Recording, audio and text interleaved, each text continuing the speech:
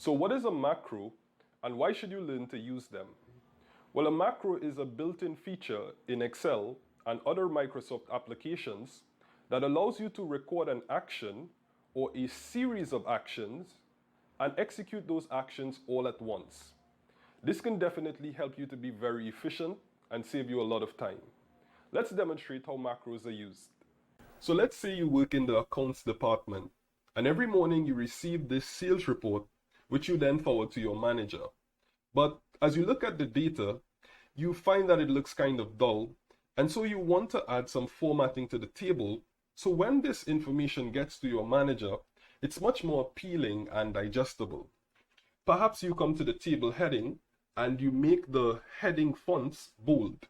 Perhaps you even would add a color to the cells in the heading, and maybe you'd even format the numbers on this sales report, and you'd probably make some additional changes.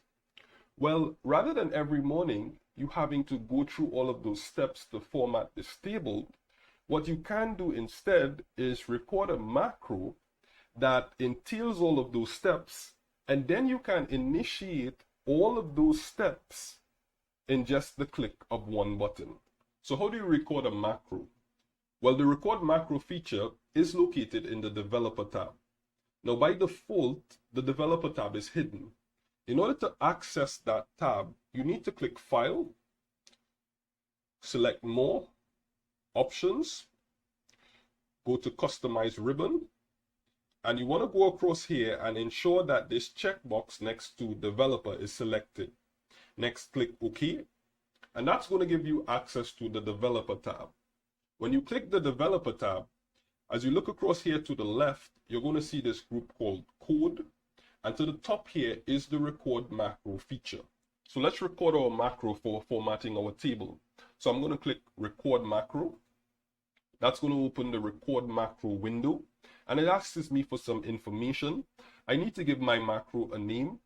One point to keep in mind here is the macro name cannot include spaces, but you can use an underscore as a space separator. So I'm going to call this macro format underscore table. Next, I have the option to include a shortcut key that starts with Control. One point to keep in mind here is, depending on the shortcut key that we select, we may override a built-in shortcut key in Excel.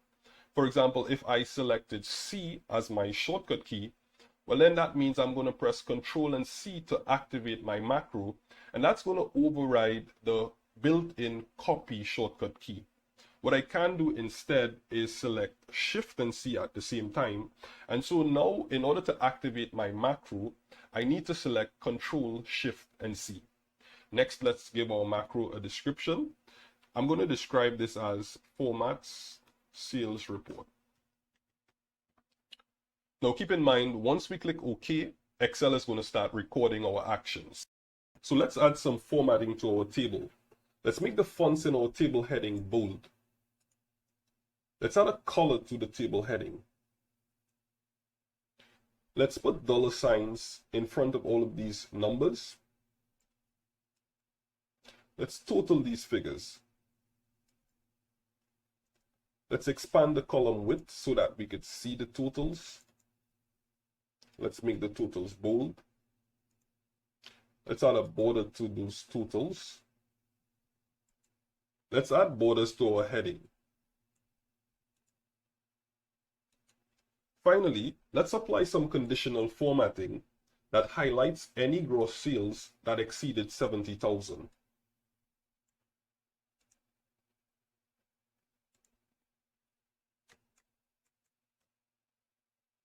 Now to stop recording our macro, we can go to the Developer tab and we can select Stop Recording here, or we can go to the bottom and select this Stop Recording icon.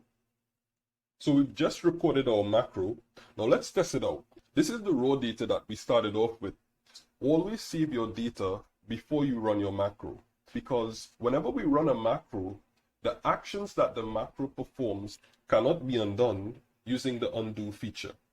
In order to run our macro, we can go to the Developer tab and click Macros in the Code group.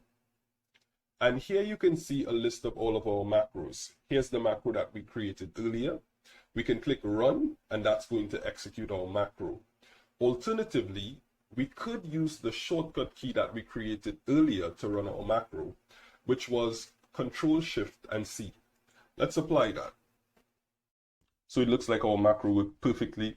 One final point that I want to mention here is whenever saving a workbook that includes a macro, you need to save that workbook as a macro-enabled workbook in order to save your macro and be able to use it in the future. In order to do that, let's press the shortcut F12 to bring up the Save As menu. And as you can see here, my Save As type is Excel Workbook. I want to click here and change that to Excel Macro Enabled Workbook. So this was a very quick and basic introduction into using macros in Excel. Depending on the feedback that this video gets, I'd like to follow it up with another video where I share some more advanced tips on using macros in Excel.